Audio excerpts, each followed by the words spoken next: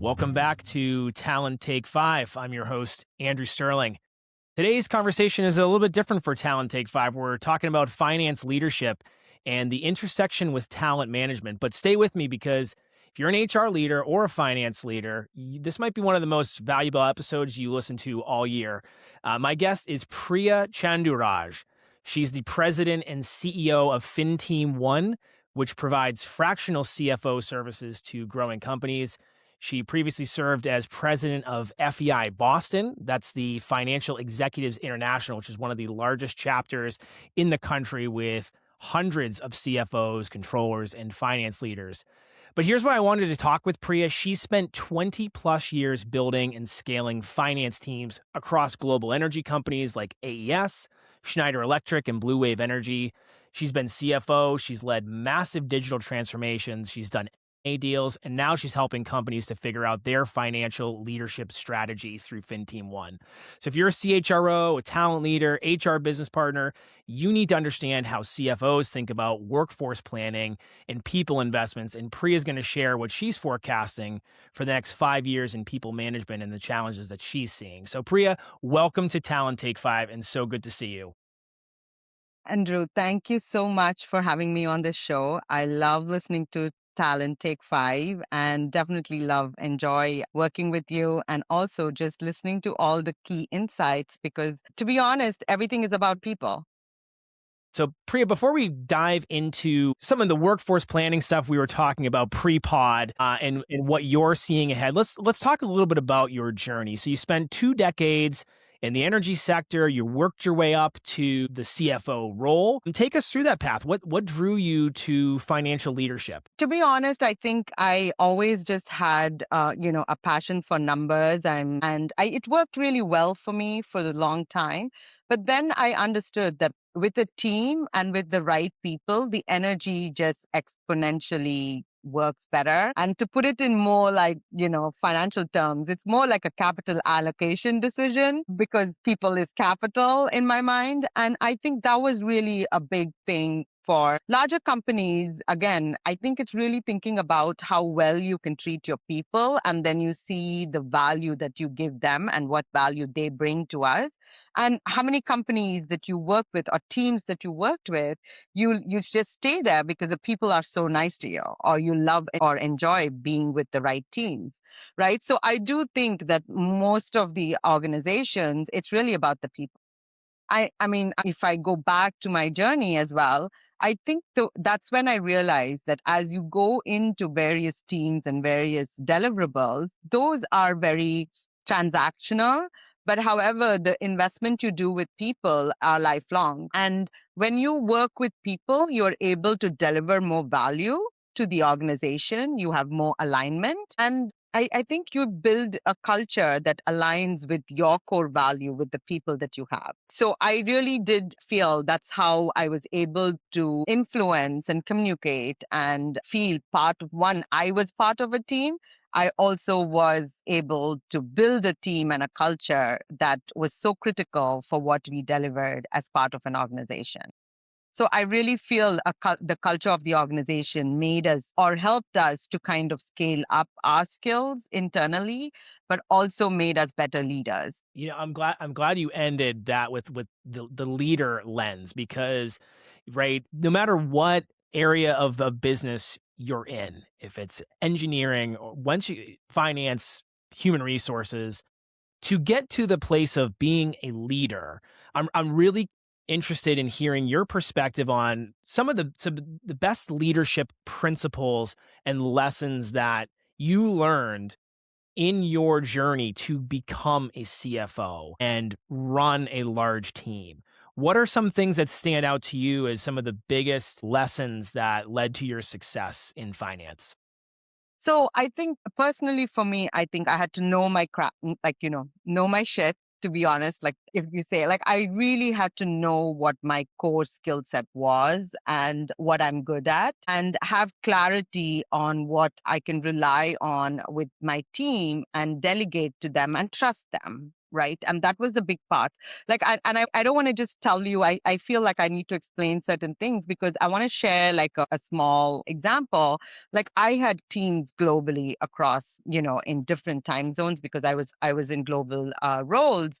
And it was impossible for me if I didn't trust my team would do a good job within their region or within, their portfolio of companies or entities that they did. Because if I didn't, there was no way we would be able to scale or grow that division or do, things better. And I really think that was such a key aspect. So I would say trust your team and build that, relationship and delegate. I've always thought of roles where I've applied like three lens to it. The first year I'm learning, the second year I'm optimizing, and the third year I'm exiting myself. Mm, So every yep. time I look at my roles and I say, okay, this is a 3-year goal for me. And how do I, take this role, change it around, and then get out of here? That means somebody else needs to be able to take that and make it their own, right? So and that has really helped me in all my journey throughout because then I've added skill sets that I traditionally wouldn't have. I've done collaborations with portfolio management groups, or I've had collaborations with business development teams, and I've had collaborations with IT a lot and doing a large scale like transformations. And I think that's what's helped me get out of my being uncomfortable in my role, but also building an exit plan for myself. And It's I really and I interesting having really, that kind of deadline too of like, yeah, we're going to set very specific objectives, right, to accomplish. So that's a really good point that I feel like that's transferable to any leader, right? And road mapping out where we're scaling and how we're growing. And let's actually put a deadline on that, even from a goal setting perspective, with your own career trajectory, right? As you're going up, because I'm assuming a lot of people will maybe be working up the ladder in finance and see what you've done and want to hear that, right? Because that's a lot of people get stuck in one place and some of the mobility becomes a factor, but that's a really good point. yeah. And I would also say, take on projects that don't seem finance. Like I used to be partnering with FP&A a lot, and I would do projects that were more HR focused or that was more, focused on like systems related issues. Like in one example, I did a special project for a go-to-market strategy in Canada with, but with the lens of finance in that, which was very Yes. different than traditional sales and business development.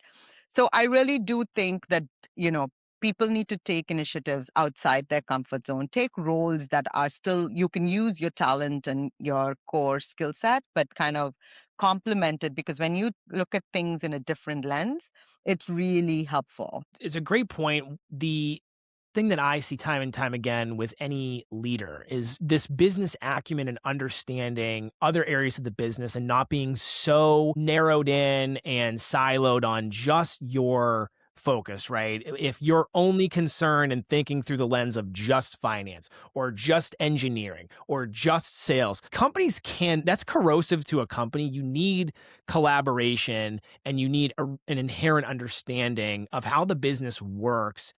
So I love that you got involved with other projects, though, bringing that financial lens to it. So I guess that's a good sort of pivot point into what I wanted to pick your brain on is how do you better collaborate with the CFO, right? If you're in HR, right, you have to partner with finance all the time from your lens, being a CFO now turned into your advising companies with FinTeam. What's your recommendation for better partnering with the financial function? Yeah, so let me tell you, I think as CFOs, we, like I said, I think we are constantly evaluating what the cost is, what the risk is, what's the scalability, and also what's return over time. Everything is always in that lens that we're looking at, right? So for us, talent decisions aren't really about today's role. It's also about, is it aligned with the strategic objectives of the organization? right? And like, for example, a CHRO's role is also that to ensure that the talent organization as a pool is aligned with the company's objectives as well. And so, because of these talent management strengths and the strengths from a financial lens, they can say, tell the same story. I do think that the strongest CFOs and the CHROs partnership between, really understand how do we make people decisions and show like the downstream cash flow impact if we don't do it, and what's the execution risk if we don't do it, and how does it impact our scalability, and also what does it cost the company in terms of the strategic goals if we don't do it together, right? And I feel that's where this collaboration between a CHRO and CFO really works really well, because both of them are going to benefit with correct talent. If you don't, like for example, the CFO can clearly tell you that if you have a bad hire, what does it cost you, right? And the CHRO can tell you what does a bad hire do to your culture. It's interesting because a lot of these bad hirings really have a downstream effect, and it's maybe not even a one-time thing. It's sometimes like a hidden it's a hidden cost over time that kind of compounds. Mhm. So I think the change is looking at the talent management and just the talent process in general through the lens of investment. And I think sometimes it's easier in finance. I think you're looking at numbers all day, but sometimes it's hard to quantify some of like the return on investment with people, right? Like how do you forecast the return on investment on a recent grad, where if they stay with the company for 10 years and they can be a top producer and they rise up the ranks. And so I guess the question is how does CFOs evaluate making talent investments, approaching workforce planning? Are there some things that you found yourself going through as you look at companies, and how many people do we have now? Where do we need to go? What are some of the core things that you feel like have really led to success with looking at the talent organization through the lens of an investment? So I think one is your impact to your P&L, right? So if you look at if you start defining, obviously it's industry specific, but overall in general, if you look at, what is my, like professional services industries may have a certain KPI, which is a higher number of direct labor to revenue versus other companies. But then when you start evaluating the investment of having, let's take a simple example, having training, basic training to people when you onboard, or doing an accurate onboarding process, then you will notice the retention rate to be higher, Mm, yep. because people feel that they belong, they have this, and when HRO and CFO are collaborating and they create this culture that is inclusive and, culture that they belong to the core values of the company, then your retention rate is better. Can the culture be quantified? No. But can you quantify in numbers when of retention rate? Absolutely. So I Definitely. do think there are certain things that you can quantify based on, like retention percentage and the training, how training impacts error rates, or, percentage of client challenges. Like there are so many things that you can measure. There's a correlation between that. But I agree with you. There are some, you know, quantifications that we can't really provide a direct correlation to. But from a financial perspective, we absolutely can get creative and look at more KPI focus. When you look at your direct labor cost, how do we really look at the direct labor cost and the factors that you want to use for efficiency and productivity, and what are the key factors that affect that? Right? Absolutely. Those can be quantified. Are there other KPIs that you feel like when you've thought about forecasting, workforce planning, and making those investments in the talent organization that maybe gets overlooked or missed by HR counterparts? I think a lot of times I feel like HR focuses so much on just purely their core numbers, in the sense like, what's your total comp and how do we look at that?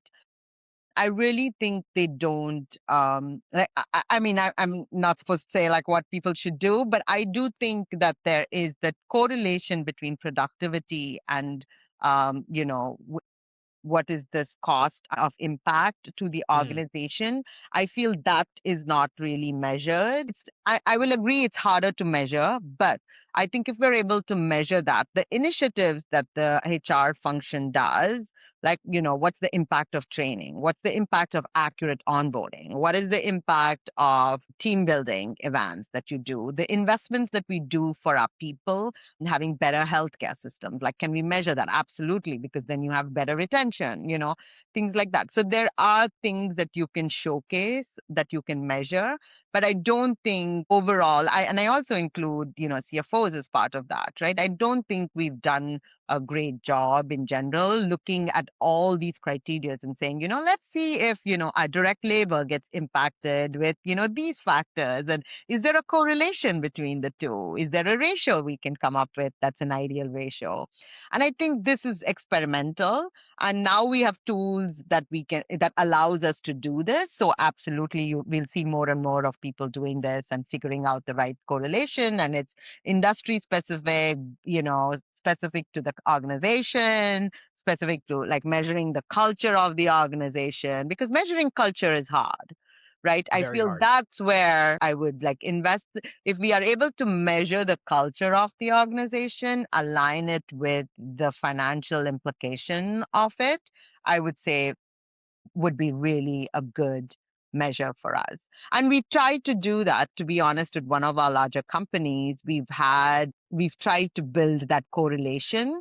We were experimenting that, and it was interesting to see what we could do. I'm fascinated in where we're going to be with the future analytics and, a lot of times with some of these KPIs, it's so surface level, and I'm wondering if things will really open up and a broader understanding of what's really going on in companies with the future of AI and some of that for use in forecasting. I'll give you an example. Like if you were a CFO and you were down a hire, how do you quantify the disruption to your job?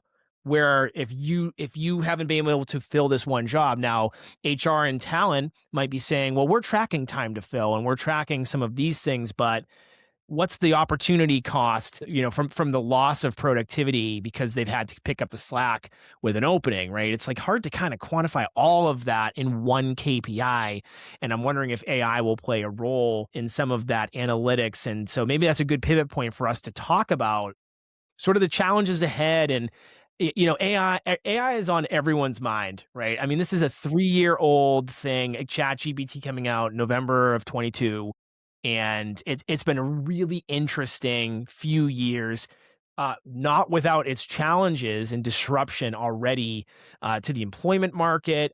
I haven't seen it disrupted to the level that we've been thinking about, but that's coming quickly. So let's talk about what you're seeing ahead, with the future implications of AI, and how is that going to impact the financial function and where are the opportunities and threats? I think there's threat is all mental. I feel like I've always been a big proponent of using technology. And I do think that most of the more transactional roles that can be done without judgment are definitely at risk, right? I mean, it was at risk even before I would say, because there was RPA, there was, robotics automation tools out there which we could just basically put in, like they could follow the function and do it. So we've experimented with a lot of those already, right?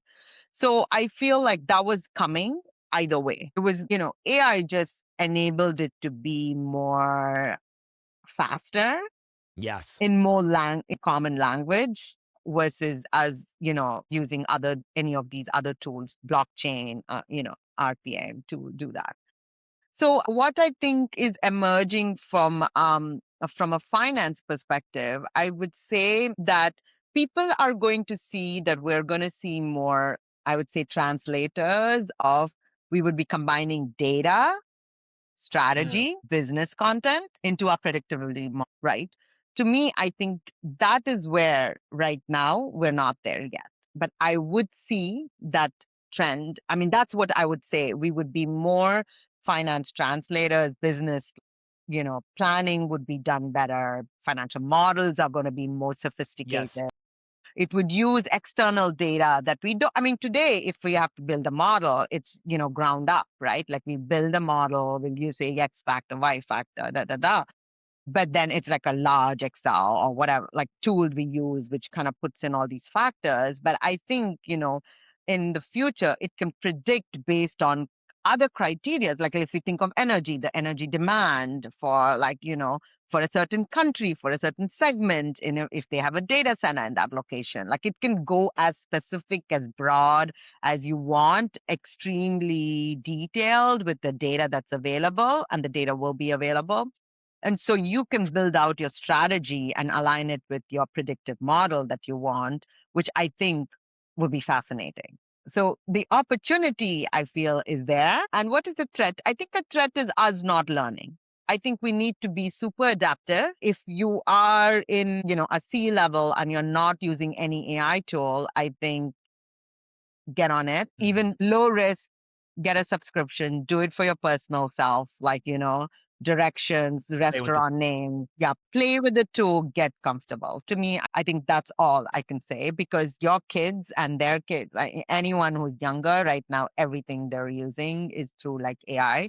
So I would say that's definitely for sure.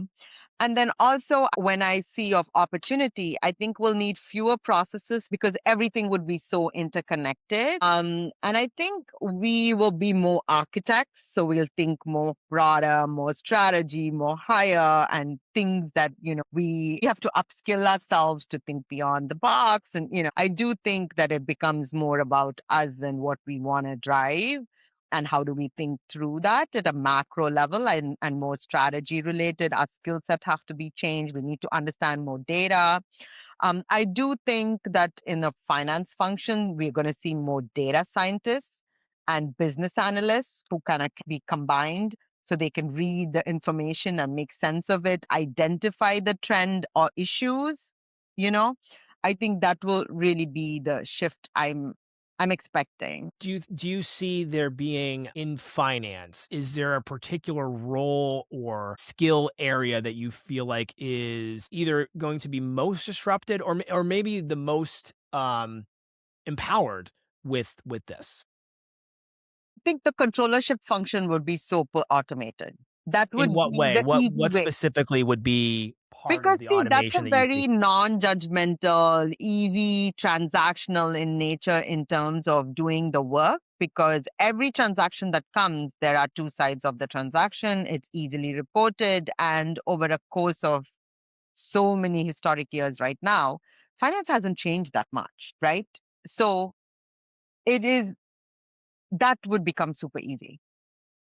So what happens is it becomes very predictable too. Audits will be super easy. Instead of you selecting what audit you want to do, you can do 100% audit right there. You can try and say, okay, if anything is not normal for this, like let's say you do billings and your billings are like $1,000 every month, and suddenly you do 1,200, the the bot will just tell you and say you have an exception this year. Why did you do 200 more?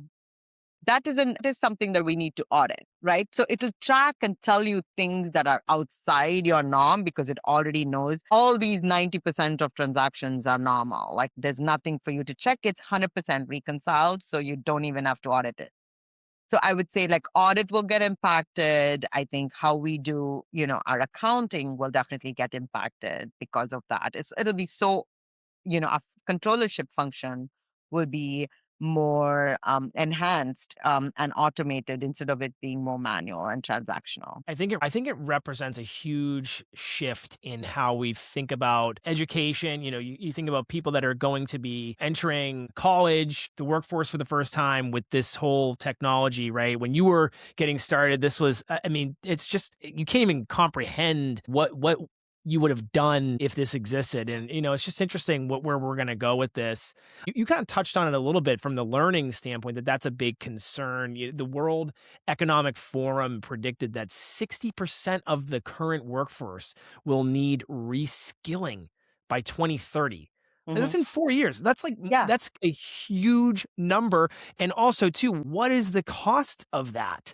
right? Like, so you talk about, shouldn't that be keeping CFOs up at night? Like, we're going to have to reskill more than half the company on their jobs. I mean, maybe not as big of a lift if it's a startup company with 10 people, but if you're a huge organization, like, and you've been in some of these large companies, if you're the CFO faced with that reality from a learning standpoint with this technology, how are you supposed to wrap your head around what to spend on it? What should the company be doing from an investment standpoint with that upskilling? So I would say, if whether it's AI or not, whether economic forum says that you have to upskill, as a CFO, if you don't look at your talent pool and say, I need to constantly be enhancing my talent, and also from a succession planning, then from a leadership perspective, you have a major gap. Yep. Because I always believed that you have to have your team dedicate time to learning, at least 10% of their total work time. And you can do it however you want. And if you have not done that, even whether it's a technical change that they have to learn, if it's a leadership attain, if it is a progression from their skill set that they are X and they want to go Y, and how do you map that for them? If you don't do that, I really do believe that there is a huge gap. And you will see the cost of that in different ways in the organization, whether it's not having the right talent or taking longer time, your processes are outdated, you'll definitely see all of that, and that is costly. So your labor cost will definitely get impacted with that. So that's one. And two is specifically talking about the item is, I think, if you don't have that training plan on upskilling your existing team, then you better get on that, right? Like, to me, that is so critical, because if you didn't have anything and you're going to start something from scratch, then absolutely you do need to budget for it. And I know this is the start of the year, may not be ideal, but you definitely need to figure out and get creative on how do you incorporate that, because you need to start experimenting within your teams and saying, okay, how do we leverage tools and technology that enables our team, and look at these roles for the next 5 years. Will this exist? Mm, As a yep. leader, you're a visionary, right? So you need to look at, okay, within my finance department, what will this look like for us? Will this be even required? And when you do that, I think you'll automatically see there are certain things that you need to upskill. And you know do you get a data scientist now? Do you get a younger data scientist or a data engineer in your team, so they can start automating things in the back end if you're super manual right now? So then your team automatically has a newer set of, like, tools that they can work on. You don't need to go and buy something. You can think of creative ways to do it. So I would say experimenting with technology in different ways for training and upskilling your teams, sending them to AI forums, and sending them to conferences where they would learn and have key takeaways. But to have a learning budget, if you don't have, to me, is going to be a disaster. And then you'll see the impact. So companies who do it really well will be in the forefront, and companies who don't, they will definitely see the financial impact of that. One thing, as you were talking, one of the things that I'm curious to get your take on is you've got a really interesting background working in larger companies, seeing what that looks like. You pivot into now this fractional space, which that's the big buzzword, right? Fractional. I haven't done one of those Google term searches on fractional yet, but I would imagine that the results of fractional word in search history has skyrocketed over the last 3 years. Interestingly, since AI. What's your take on the future of finance given this, the integration of AI? How much financial leadership do companies require, right? Because we've seen a similar thing in the HR space with this avalanche of fractional leadership with the people function. What's your take on, like, when does a company need a fractional person? If you're a startup company and you're thinking, well, how much support do I need? Do I need to hire a bunch of internal people that are full time? Can I get away with a consultant or something like that? Think the way I would say it, I think most companies optimize like for presence instead of like impact. They look at things currently and they don't really look at the impact it has. So if you do want to get people will go, let's talk startups, right? If they're a smaller company and they need financial needs, they're not going to invest in a CFO. But do as a function and an impact, they need the CFO strategic alignment the most, Yeah. in my They need opinion. that thinking in their That business for thinking, sure. because they're scaling and growing and they have to measure that with the right story and they need the strategic partner within finance. Same thing with HR, right? Like they need that support. And I feel like they can't go hire someone because the cost is prohibitive. And that's the case where fractional works super well, right? So fractional leadership will work well when you need judgment, you need system architecture and design, you need that strategic clarity quickly in order for you to be aligned, and the complexity, and you need like a niche and a specific area to be solved. And I feel that's when fractional will work very well. And for a long time we saw fractional CFOs mainly, but now you're seeing that fractional is going for every role, not specifically just CFOs. And that's really where I saw the trend with the finance function as a whole, and saying, why is it only fractional CFOs? We can have a fractional model for the whole finance function. So, and that's how I created the company. And what we do is really finance as a solution. So we come to you with a solution mindset. So we look at your people currently, your processes, what's the impact it does for you, and also what is the solution you need, which means we also look at your system and tech footprint in order to architect something that makes sense for you. And that's really where I find like we're going to be unique in that way, because today there's so many people who do bookkeeping, so many people who do your accounting functions, right? And where how much are they impacting the current way of doing it? And are they thinking like in the next 10 years, we're still going to be able to do it this way? And that's where we want to make a difference, because we want to say finance is really a solution versus just it being a back office function. It's a fascinating change in how companies are approaching, strategy and leadership. I think it's not going away. We've seen a huge shift in companies going down the fractional route. So I'm always curious about, one of the things that we talk a lot about on Talent Take Five is like the future of work. So that's why it's really interesting to me. I am curious to get your perspective on what's to come with the market. I get a lot of questions being a recruiter about how's the market, right? In the same way where finance is always asked, how is the market, right? You've obviously led teams through massive growth. You've seen a ton of. What's your take on where the market is? Any predictions for this year and sort of the economic conditions we're looking at from the business standpoint and some of the clients that you're supporting? Yeah, I think from a finance perspective, I know a lot of people have held off on hiring, thinking AI is solving their problem. And the Hmm. reality is it hasn't, because it's not mature enough for them to be able to 100% rely on it. There are certain things AI does, including my own company, where we leverage AI a lot, but it's not mature enough where we can 100% eliminate a resource that was doing it. And so we are really rethinking with us as well as our company, the clients that we support, how do we leverage AI and make it more an efficiency tool versus relying on it to eliminate headcount and roles, right?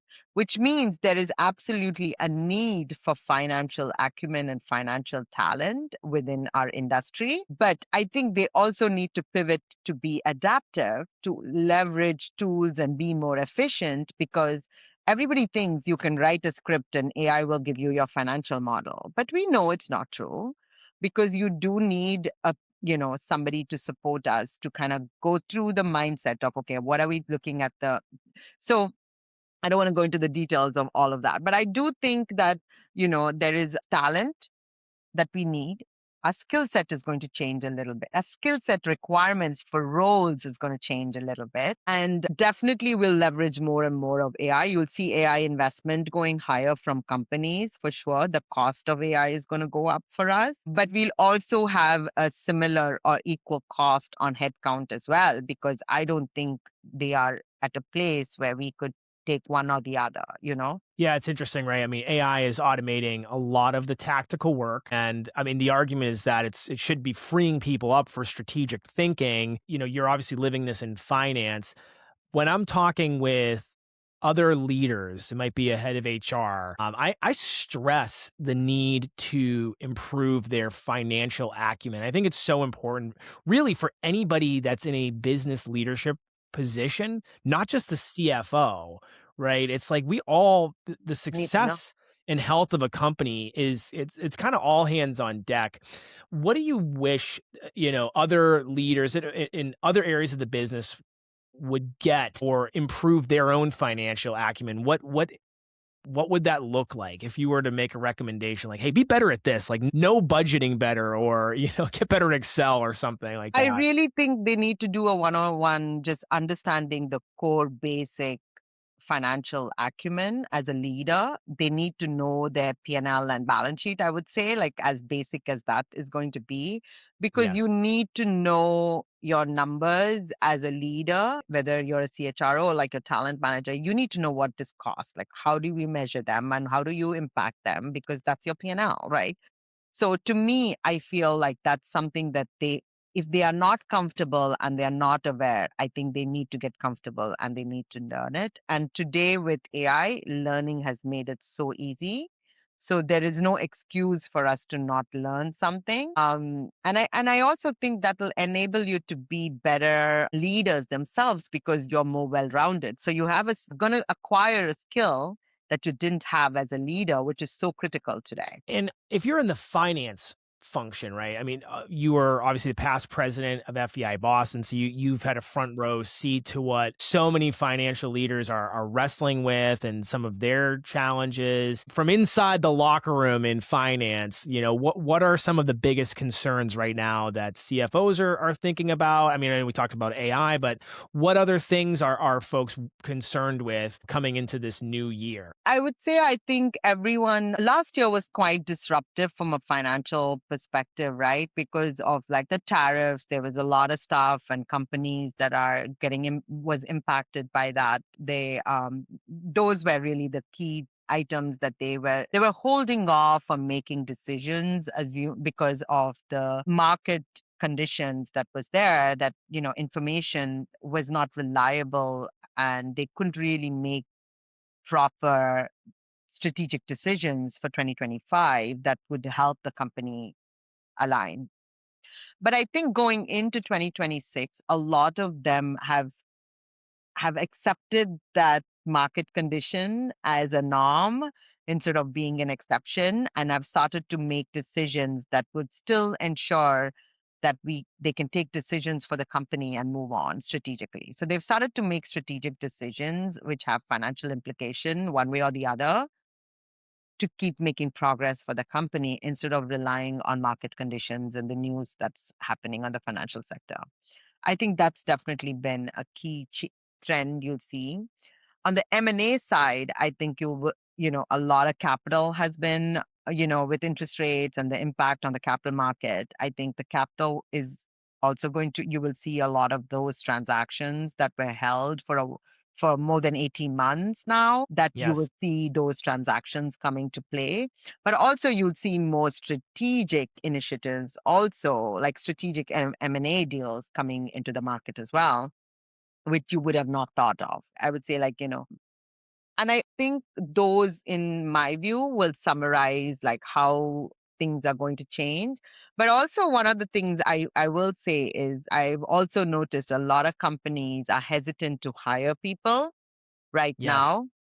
now. We know They for sure. I'm sure you can add the story of that, but I think a Yes. lot of a lot of leaders are hesitant to make any key hiring decisions So even though, like, if they have an employee that they don't want to get rid of for whatever reason, or want to get rid of, and they are unable to do it, they're like, no, you know what, let's just keep status quo. We won't make any changes. We won't make any improvements. We'll just, like, keep going this route. And they are not taking any strategic decisions when it comes to people as well. Yeah, it's a really interesting problem with not hiring and not spending money. There's a huge risk aversion, I feel like, and we've really seen this since COVID in different iterations. I think there's like cadence points of activity, but there's always been this sort of kick the can down the road. Oh, we're waiting to see what happens with the election.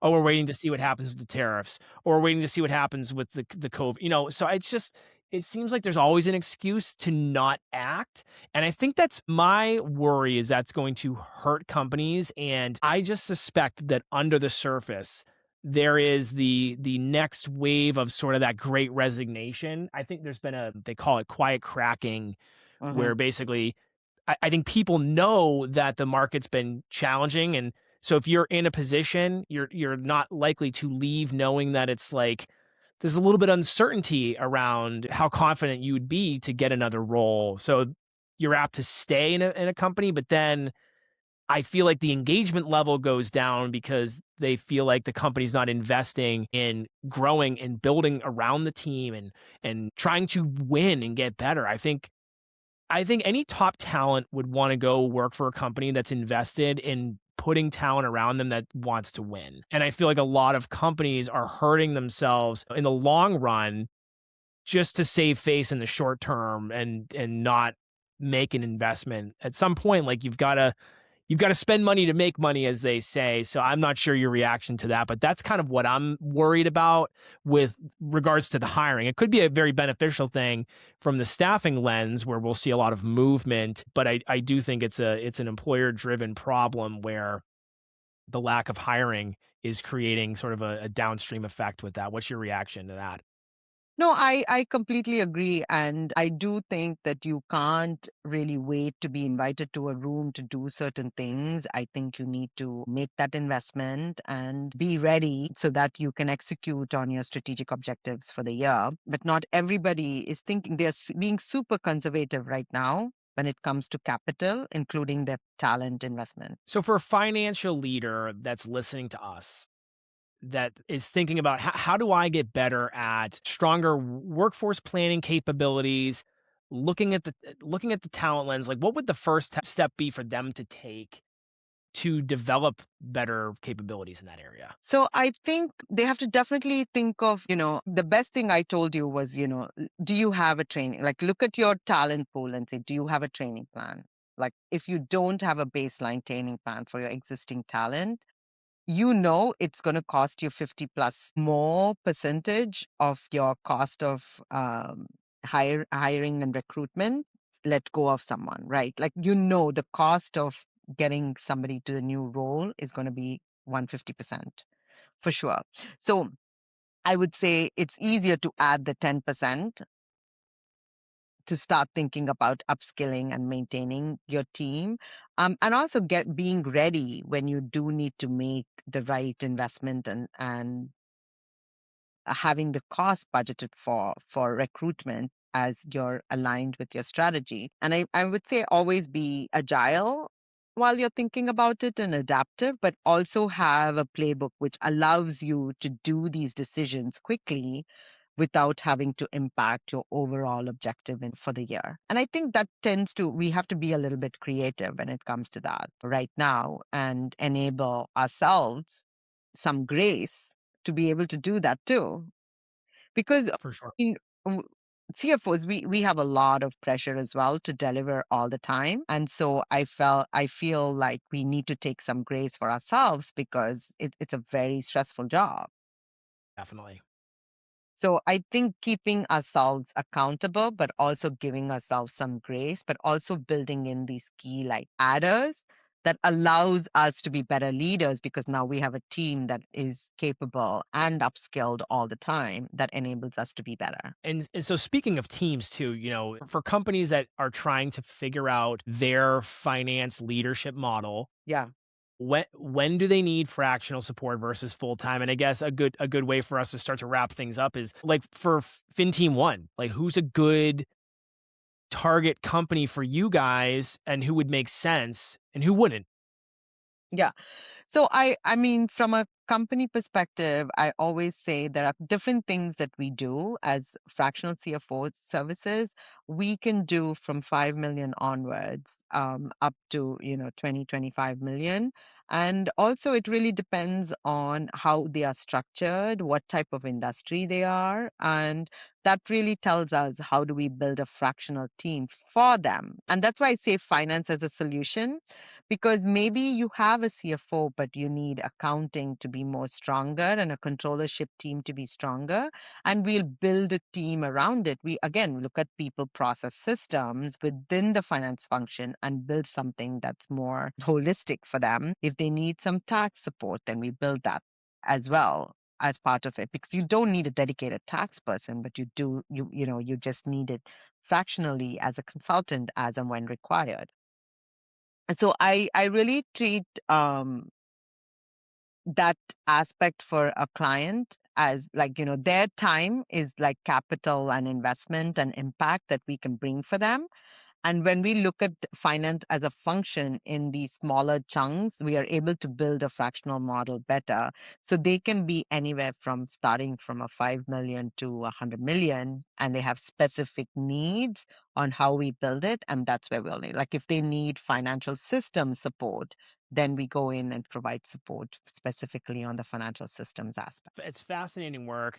And Priya, this has been so incredibly valuable. I think a lot of HR leaders that I work with, other financial leaders that are listening, are going to walk away from this with a different perspective on how to partner between the two functions. And we've got some serious people challenges that have implications for every company, from a startup to a large organization in the next 5 years, as we talked about. So, for everyone listening, what's the best way to follow you and the work that you're doing with FinTeam One? How best can people connect with you, Priya? So, thank you, Andrew, first of all. Like, this has been great and always lovely to hear more on the HR side, because I do believe like people make it or break it. So, it's such an important aspect. And again, love listening to Talent Take Five. And, Thank you. you do such an amazing job. So, with that said, the way you can reach us is our website is finteam.one, ONE .com, and we are available on LinkedIn. We have all our social media platforms. We have on Instagram, we're on Facebook, as well as our website. It's any of these channels. We welcome people to reach out to us. If you have any questions, if there's anything we can support, we're happy to talk to all of them.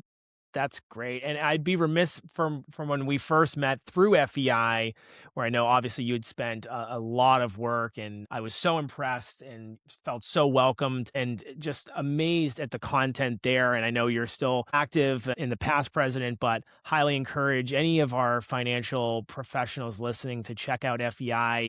The events are great. If you're trying to improve on your financial acumen, I feel like there's no better place to go than FEI. So just would be remiss to not give them a shout out as well, given that's where we had first met, Priya. So, well, thank you so much for joining us here on Talent Take Five. And until next time, I'm your host Andrew Sterling, and thanks so much for listening. Thank you, everyone.